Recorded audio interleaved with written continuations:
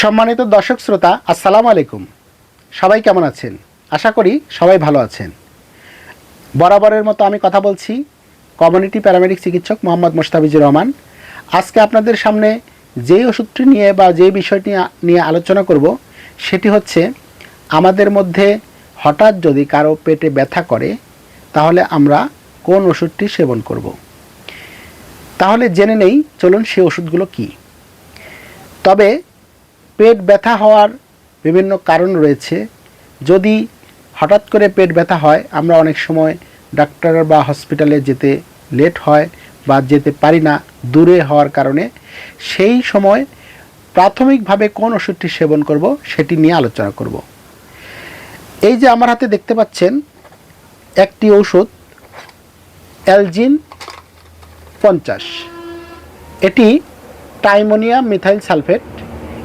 এটি আমাদেরকে অন্ত্রের যদি কোনো সমস্যা হয়ে থাকে, সাধারণত ভাবে যে আমরা প্রস্রাব পায়খানা করি, সেটা যদি কোনো বাধার সৃষ্টি থাকে সেইটাকে নির্মূল করে আমাদের পেটের ব্যথাটাকে কমিয়ে ফেলে।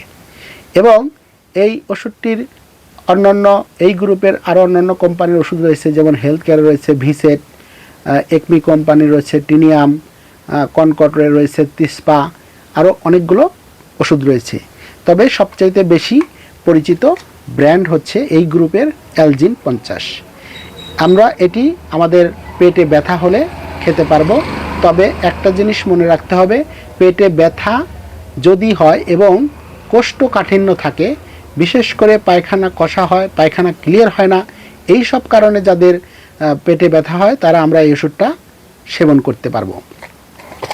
2 নম্বরে যেই ওষুধটার কথা বলবো সেটা হচ্ছে আমার হাতে দেখতে পাচ্ছেন বাংলাদেশের সুনামধন্য একটি ওষুধ কোম্পানি স্কয়ার ফার্মাসিউটিক্যালের তৈরি মোটিগার্ড ট্যাবলেট। এটি হচ্ছে ডমপেরিডন 10 mg। এটি আমরা আমাদের হজমে সহায়তা করে, গ্যাস্ট্রিকের সমস্যা থাকলে দূর করে এবং যাদের পায়খানাটা বিশেষ করে কষা হয় বা কোষ্ঠকাঠিন্য থাকে তাদের সেটাকেও অনেকটা দূর করে। এই মোটিগার্ড ট্যাবলেটটি আমরা সেবন করতে পারবো পেটে ব্যথা থাকলে। 3 নম্বরের যে ওষুধটার কথা বলবো সেটি হচ্ছে এই যে ইসোজেল 40। ইসোজেল 40 এই ওষুধটি উৎপাদন করেছে বাংলাদেশের সুনামধন্য একটি ওষুধ কোম্পানি নোভাটেক ফার্মাসিউটিক্যাল। এই ওষুধটি আমাদের পেটের কোনো গোলযোগ থাকলে বা পায়খানা ক্লিয়ার না হলে ওষুধটি খুবই ভালো কাজ করে থাকে। আমরা যাদেরকে দিয়েছি অনেকে এসে বলেছে ওষুধটি খুবই ভালো। এই জন্য আমরা হঠাৎ যদি কারো পেটে ব্যথা হয়, হঠাৎ যদি বিশেষ করে পায়খানাটা মানে কোষ্ঠকাঠিন্য থাকে, যদি পায়খানা ক্লিয়ার না হয় তাহলে এই ওষুধগুলো আমরা খেতে পারবো। তবে এটা আপনারা মনে রাখবেন, যাদের পেটে ব্যথাও আছে আবার পাতলা পায়খানা হচ্ছে, সেই ক্ষেত্রে কিন্তু আমরা এই ডমপেরিডন গ্রুপের ওষুধটা খাবো না, তাহলে কিন্তু আমাদের পাতলা পায়খানা আরও বেড়ে যাবে। এজন্য এটি খাওয়া যাবে না। পরিস্থিতি বুঝে অবস্থা বুঝে ব্যবস্থা নিতে হবে। সাথে যদি পেট ব্যথার সাথে পাতলা পায়খানা থাকে, বমির লক্ষণ থাকে, তাহলে অবশ্যই আমরা নিজেরা ওষুধ না খাইয়ে দ্রুত আমরা যত পারি হাসপাতালে নেওয়ার ব্যবস্থা করব। কারণ বমি পাতলা পায়খানা একসাথে হলে বিষয়টি অবশ্যই সিরিয়াসের পর্যায়ে চলে যায়। সেক্ষেত্রে প্রাথমিকভাবে ওষুধগুলো দেওয়া যাবে না, নিজে নিজে মাতব্বরি করে সমস্যাটাকে জটিল করা যাবে না। যদি অল্প সমস্যা হয়, যদি কোষ্ঠকাঠিন্য থাকে, যদি পেটে হঠাৎ করে ব্যথা হয়, প্রাথমিকভাবে আমরা এই ওষুধগুলো সেবন করতে পারি। তাহলে এই ওষুধগুলির সেবন বিধি সম্পর্কে এবার জেনে নিই।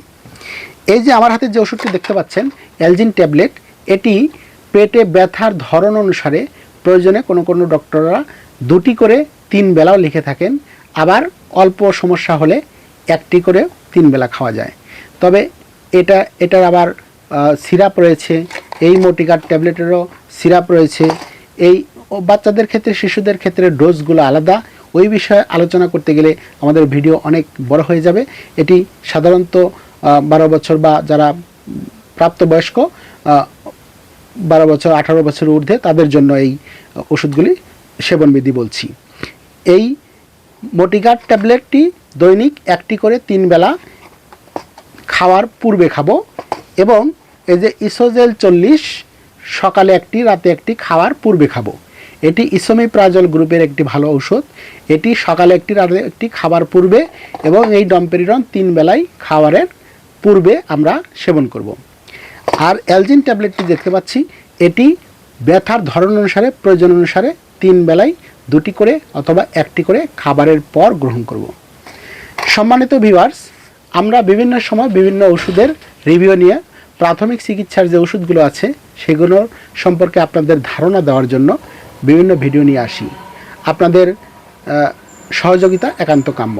আপনারা যদি আমাদের ভিডিওটি এতটুকু ভালো লেগে থাকে তাহলে ইউটিউব চ্যানেল থেকে দেখলে সাবস্ক্রাইব করবেন, লাইক দিবেন, যদি বেল আইকনটি বাজিয়ে রাখবেন।